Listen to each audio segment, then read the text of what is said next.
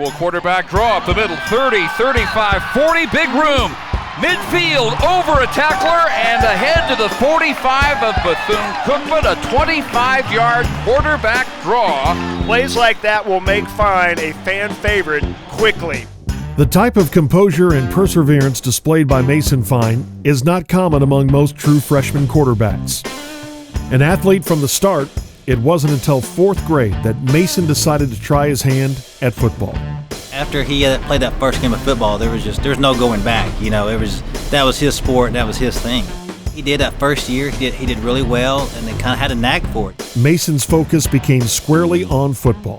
The quarterback position was a natural fit. You know, and if you look at his numbers in high school, they're unbelievable. You know, he's a 2-time Gatorade Player of the Year in the state of Oklahoma, which I don't know how many of those there are, but probably not many. He might be the only person to ever do that. In fact, he was, becoming the first and only player to win the award twice, setting Oklahoma high school career records in both passing yards and touchdowns. Matt Hennessy, who was head football coach there at Locust Grove, kept calling me and talking about this player that they had, setting all these records. What's the knock? Well, he's not 6 foot tall. How tall is he? Well, he's 5'10". Okay. My size was always something talked about in high school and now. People look at it as a disadvantage. I've been told, my whole life, I was never going to play football. I was too small. It was his goal and his dream to play, college football. That's what he wanted to do. That, his size was working against him, and maybe not getting those looks that some of the bigger, taller quarterbacks were getting. And OSU was recruiting me really hard during the regular season. Really excited because, I thought they were going to offer me a scholarship, but later on they decided to, ask for a preferred walk-on. What it kind of did show is that they didn't have really that much trust in me, to give me, a scholarship, so I had to come in and had to prove myself. I told him, said, some players have 30 scholarship offers, well, you don't need 30 of them, you just need one. Me and Coach Harrell, we sat down and watched every single one of his game tapes. And I don't care if you're 5'10" or 6'5", you put great tape on, or you put the tape on, and there's a kid out there making plays. He's a great football player. You can overcome a lot of things. Coach Harrell came and recruited me and talked to me, and I really believed what he was saying, and I had trust in him, and I had trust in Seth Luttrell. And I just believe that they could come here and turn around the program, and that's something I want to be a part of.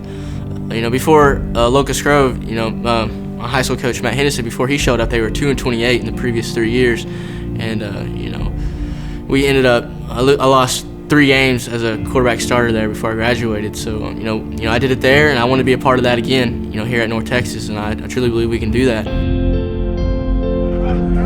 I chose North Texas because of the opportunity to play Division I football. It's the goal I had as a kid, and the opportunity was there, so I took it. Maybe not all, but most great players have a chip on their shoulder. In their mind, they're big-time players, and they're not ego-driven. The mentality is the same, where I'd like to show everybody else what they missed out on. They always got. We already need. Hey, beat their ass on 3, man. 1, 2, 3. Beat their ass. Let's go. My mom knows a few things about football. When my mother first met Graham Harrell, she said he played quarterback, didn't he? Well, I think anybody who meets Mason after a little while would know Mason plays quarterback.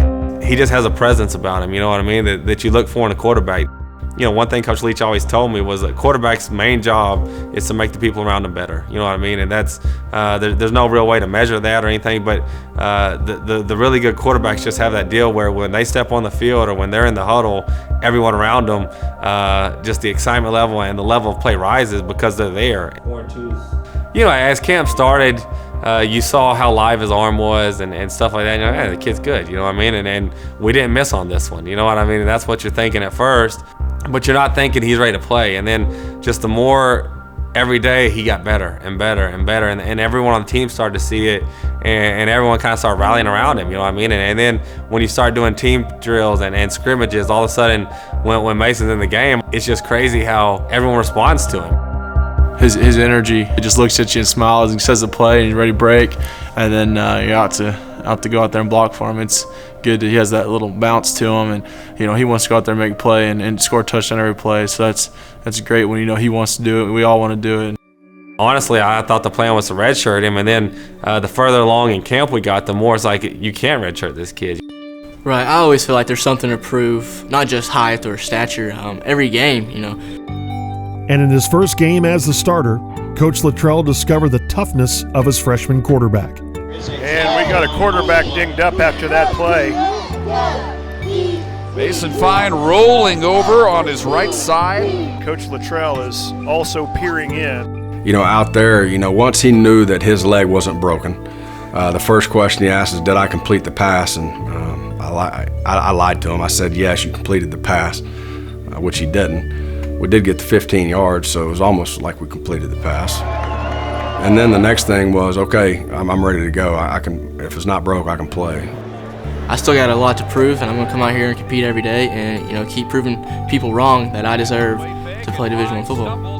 If you just believe it and you set your mind to it, you can achieve anything you want, and I truly believe that with hard work and, perseverance that, you can achieve your dreams.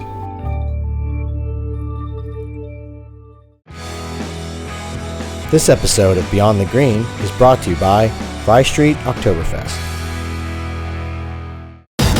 Welcome to Denton, Texas, home of the grind, where there's the right way, the wrong way, and the North Texas way. Wake up, train, sleep, repeat, 24/7, 365. The grind cannot be tamed. The grind is relentless. The grind will wear you down. It will push you through the beat, and it will lift you up in victory. Get ready. It's time to feed the grind. North Texas versus Marshall, Saturday, October 8th. Call 940-565-2527 or visit meangreensports.com. The land is big here. Vibrant cities and open skies lead the way to UNT. In our classrooms, studios, and labs, science and art converge, creativity drives innovation, and today's learners become tomorrow's leaders. Inspiring one of America's great iconic college towns, all who come here create their own mark. UNT is a pantheon of opportunity, a place of transformation, a catalyst for the future. Caring, community, committed, compassionate, unity, understanding, uplifting, unconditional, service, selflessness, strength, support, appreciation, accountable, accommodating, accepting. This is who we want to be. Every day, all day, CUSA. Welcome to Denton, Texas, home of the grind, where there's the right way, the wrong way, and the North Texas way. Wake up, train, sleep, repeat, 24/7, 365. The grind cannot be tamed. The grind is relentless. The grind will wear you down. It will push you through the beat, and it will lift you up in victory. Get ready. It's time to feed the grind. North Texas versus Marshall, Saturday, October 8th. Call 940-565-2527 or visit meangreensports.com. Coach Eck I had been with before at Indiana, a lot of years at Nebraska, and back at Oklahoma, Coach Stoops. And talking with Coach Luttrell, he asked me if I had interest in this job, and I said, heck yeah. And Eck's background has been more of a four-man front guy. He did some three-man fronts his last year at Georgia. Last summer, I was watching a lot of tape, and I watched Louisiana Monroe. That was our first opponent. I wanted to see what they did on defense, so I went and watched a few games, and I was really, really, really impressed. So I'm sitting there on my computer, and I'm looking up who their coordinator was at the time, and it was Troy Reffett.